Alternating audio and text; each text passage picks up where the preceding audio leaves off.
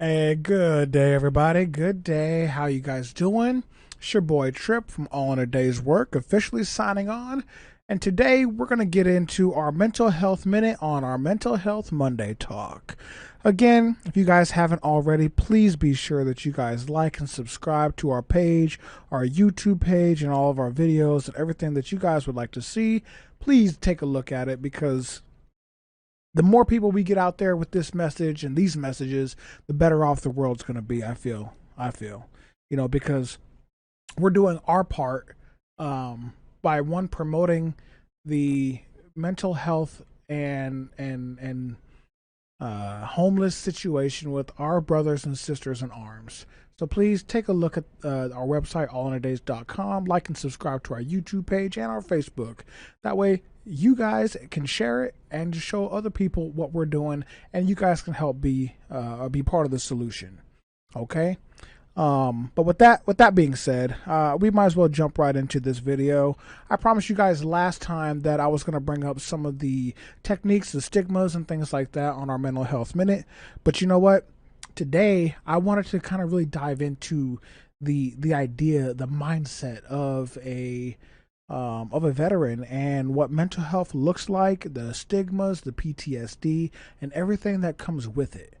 But I want to do that in a snapshot and then give you guys the resource, the page that I'm using, of the information that I'm getting, so you guys can see it for yourself. That way, you know I'm not just making up a bunch of baloney. Okay, um, because we all know it's too easy for people to just make up statistics and just say whatever they want on YouTube or any video. So, with that being said, bear with me.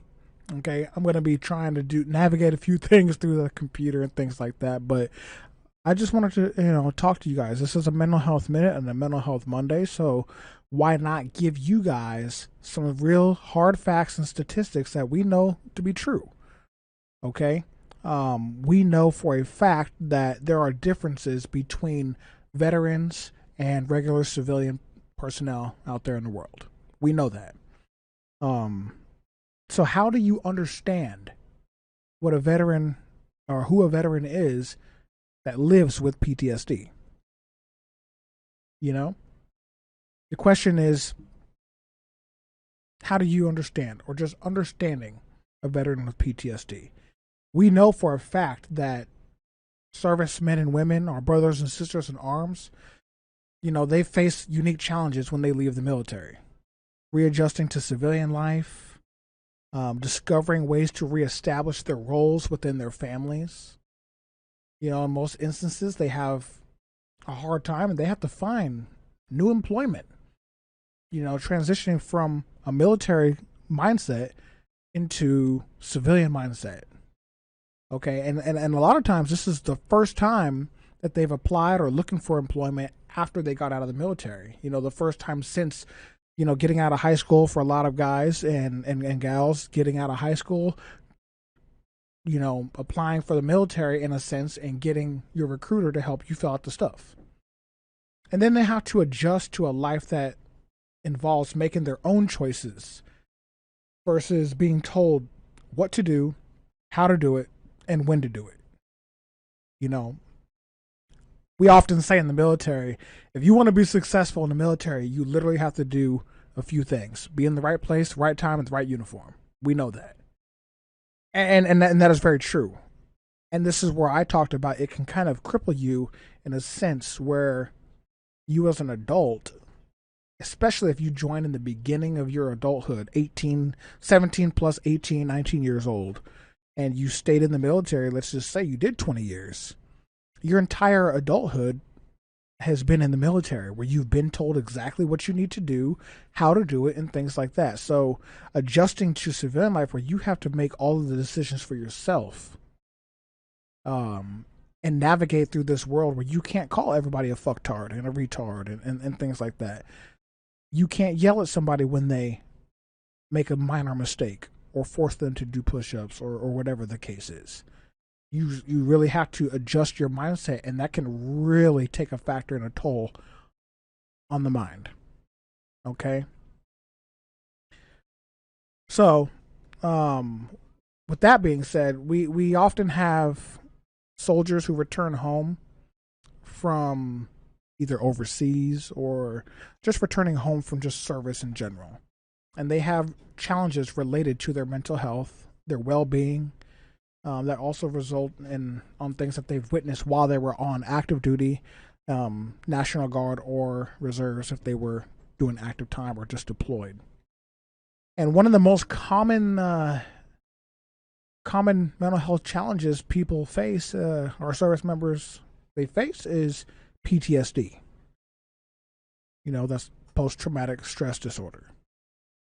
That's one of the most common challenges that's faced out there for people, and it doesn't get talked about enough.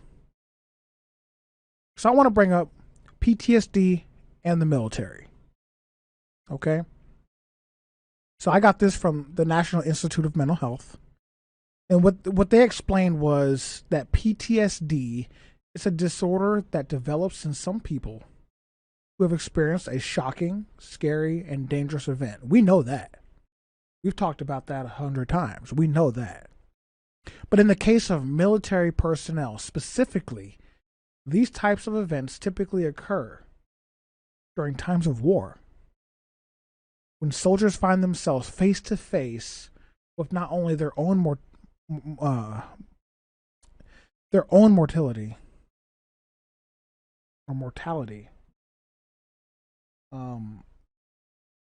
but also that of their fellow brothers and sisters. They understand that their life can be taken. But what I think is hard for a lot of people is to understand that not only will my life almost be taken or could be taken, but somebody that I really care about can be taken just like that. You know what I mean?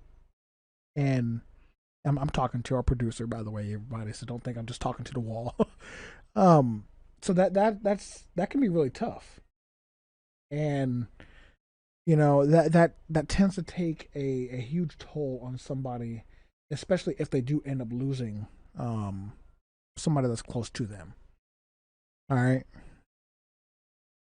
So with that fact, PTSD is more common in the military than in the general population. Okay. I gave you guys some tips or some stats from the VA, but I'm going to kind of brush on that again real quick. So we know 7 to 8% of the population, the U.S. population, will experience PTSD at some time in their life. Okay, but this rate is much higher for veterans. All right, and the exact amount depends on largely the conflict in which they endured. OEF, OIF, Vietnam, Korea, World War II for those that are still surviving, and so on and so forth. We can go on forever. But those conflicts, neither one we can really say is greater than the other, because the fact is a brother or sister's life could have been lost or was lost due to a conflict. Okay? So, for instance, those serving in Operation Iraqi Freedom and Enduring Freedom have somewhere between 11 and 20% of service members developing PTSD. 11 to 20%. That's a substantial amount of people that have PTSD, and it's not being talked about, not nearly enough, and there's not nearly enough help out there. Okay. It's also estimated that approximately 30% of Vietnam War veterans have developed PTSD and other mental health conditions. So, what is it like for veterans who live with PTSD? Do you guys know? Can you guys answer that question? Living with PTSD, it's not like just living a normal lifestyle where you might have a minor conflict, like, I don't know, I got kicked out of class early, or I didn't get straight A's this semester, or who knows. I don't really want to dive into, oh yeah, hey, my phone is broken, or I don't have internet today, or God forbid, social media is down for the day. What about someone who's actually living with PTSD? So the National Institute of Mental Health, they say that individuals suffering from PTSD, they often have flashbacks of the traumatic event, bad dreams, and other frightening thoughts. We know that. We know that. And what do? What do most of us do? We try to develop avoidance. We want to avoid people, avoid areas, avoid things that might make us have to relive that situation or relive that experience. Avoid certain people, objects, sleeping conditions, avoiding situations, public situations, carnivals, concerts, festivals. You know, the list goes on and on and on. You know, PTSD also often comes with the arousal and reactivity of symptoms. So imagine a smell, a certain smell that triggers an event in your mind. And I don't say arousal as in like sexual arousal. I'm talking arousal as in like the idea that your body takes hold to something based on a smell, a sound, and you start to get those other body functions that occur that are out of your control. Sweaty palms, sweaty face, rapid heartbeat, anxiety feelings. You feel heavy, can't move. Sounds start to go in and out. Blurred vision. Hard breathing. We can go on and on. One of the most common we know is sleep issues. Why would you want to go to sleep when you are going to most likely have nightmares? You're most likely going to have those horrifying dreams or experiences of something that you had to deal with that you try to get rid of so long ago. It's just, the list goes on. Living with PTSD, somebody will be easily startled. They feel on edge. They display and have angry outbursts, but not to the sense of where it's necessarily something in particular that they're mad at, but they just cannot control because they have this built-in anger and aggression. And it's not their fault. You know, trouble sleeping with PTSD? According to the National Sleep Foundation, it's generally due to the individual feeling like they might need to be alert. Not only are they afraid of having these dreams, or these reliving these horrific experiences, but who knows? They might think that the threat is still there in their local area, and that they don't want to experience that, and they don't want to go through that. So now they're on edge. They're on guard. And they have to make sure that their family is safe, their people are safe, and they're safe.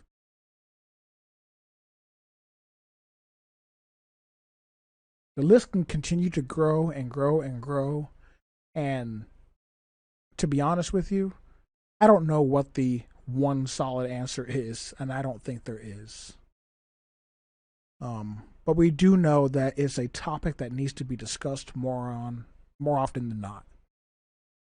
And for me, the idea that it gets overlooked and pushed away to the side, that hurts. That hurts a lot. So we also know that there are risk factors that come with PTSD.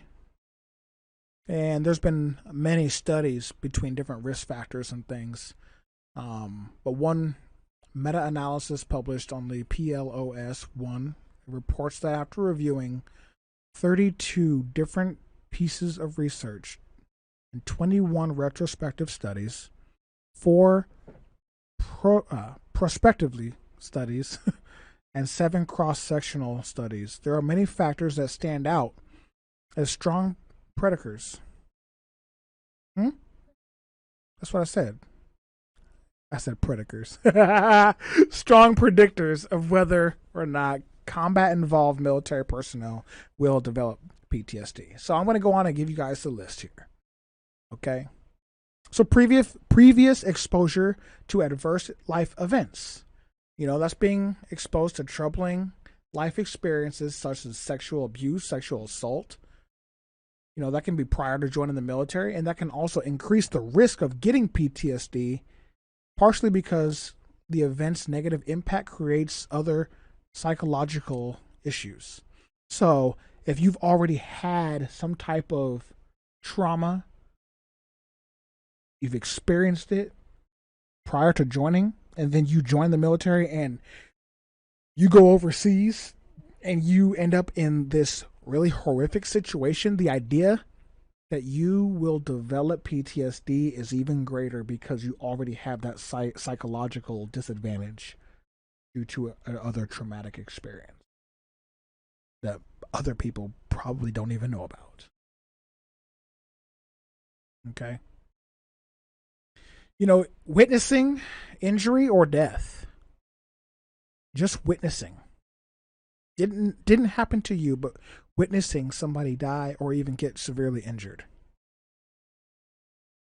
So if a service member, they witness an injury or death, or maybe they discharge their weapon, and I'm not talking accidental discharge. I'm talking they had to discharge their weapon to take a life or to try and save their life or their battle buddies. There's a higher risk for them to develop to PTSD as well, especially over the person who sits behind the keyboard and in the office all day. There's various military characteristics, military rank, occupation, the branch of service, the length of service, the number of deployments that somebody has been involved in. They've all found to contribute to the development of PTSD and a greater risk of PTSD. Because each of those factors determine exactly how likely the soldier will be a part of active combat. Each of those things. You may have only served 3 years and never had to deploy, but that 4th year, that was the time. You didn't have to experience it. But those who were still there, they did. We know that deployment brings up stressors that we can't even begin to think about. And often we just deal with it. Being exposed to excessive temperatures, that can be hot or cold. When I was deployed in Afghanistan, my first tour, I remember working in the bridge park, and my buddy Park and we were sitting there. He had one of those cool fancy GPS Garmin watches, and it also told him the temperature. And we were sitting in the shade.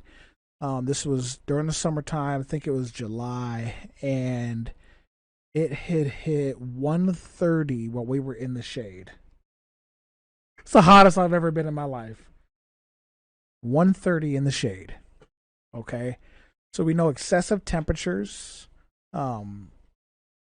the lack of privacy, within your unit. You're worrying about your family back home, worrying about your battle buddies there. That all increases the service member's risk of developing PTSD. Okay, so imagine, again, I go back to the smell, right? Well, imagine being in that 130-degree heat, and then now you just got rocket attacked, and a rocket came, within 50 meters or 50 feet of your location. So now summertime comes up. It may not be 130 degrees, but you're excessively hot, and it just happens for a moment. Maybe you hear a whistle or something, or some kind of alarm, and now it brings back that memory. And we see this happen often. And from my experience of witnessing others who experience somebody developing or going through that situation, it's kind of well, I don't know what to do. What do we do? Or somebody pulls out their phone and wants to record what's going on. Or they start laughing. And that to me is just pure wrong. These are men and women who serve their country, and yet The first reaction for many people is to pull up their phone and record it. We got to do better. We have to do better. We can talk about gender. You know, female veterans develop PTSD more often than their male counterparts. Maybe that's because they're more open and more emotional than men. Not all, but some, or most. Because guys typically want you to hold it in and be tough when we don't talk about it. That could be. I'm not the expert here, but in my experience, this is what I know to be true. Maybe race has something to do with it. Race seems to be the big topic of the year. Maybe it's the topic of the decade, you know? But studies have shown that minorities have been found to be more susceptible to developing PTSD. Why is that? It's unclear. You know, this is because of the demographic trends, risk factors, or if they're assigned to military roles that they've seen in combat differently than non-minority. I don't know. There's a lot of different things that can vary, and we can think about between why minorities have a greater risk, but there is a greater risk. And believe it or not, level of education. This study shows that the lower the service member's education level, the higher risk of PTSD. I wonder why that is. The only thing I can think of is maybe they didn't get to develop effective coping skills that you kind of develop as you get older, and somewhat you experienced later in high school into college and so on and so forth. Maybe. I don't know. But education does have a lot to do with it.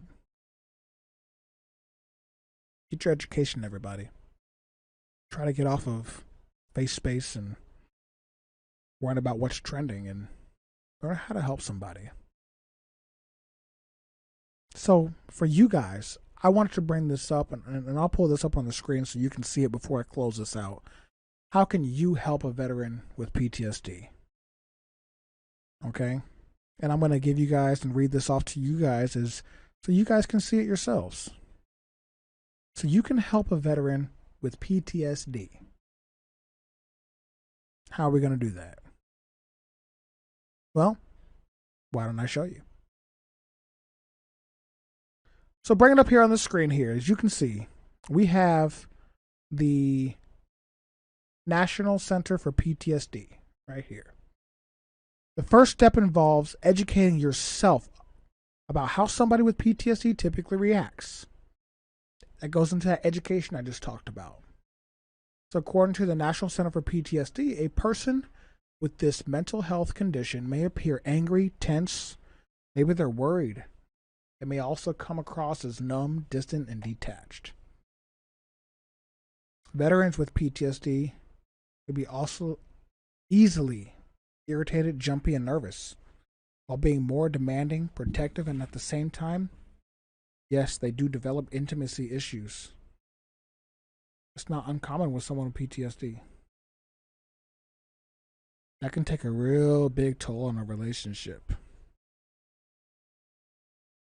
All of these responses can affect, family, friends who may feel hurt, dejected, angry, and sad, especially if they don't recognize that these are patterns as normal, reactions to someone with PTSD. So by you creating a positive response, that first requires that you understand these responses enough to know that it's a normal way of dealing with this condition. It may not be ideal, but it's definitely a normal way for you guys to deal with the condition. The second step is, so first we talked about educating yourself. The second step is to get the veteran the outside help he or she needs. I've talked about before, This could involve counseling type therapy sessions, one-on-one, group, maybe both. Family therapy. Anyone involved, they can work through PTSD together. But you want to find a specialist somebody who specializes in that disorder. Not to say that a mental health therapist who is really good at getting people to get in the right mindset and lose weight couldn't help you with PTSD, but that's not their specialty. You want to find someone who specializes in that. And if possible, ask other local military veterans for their recommendations. Do an internet search. Go to the local VA, the VFW, the vet centers.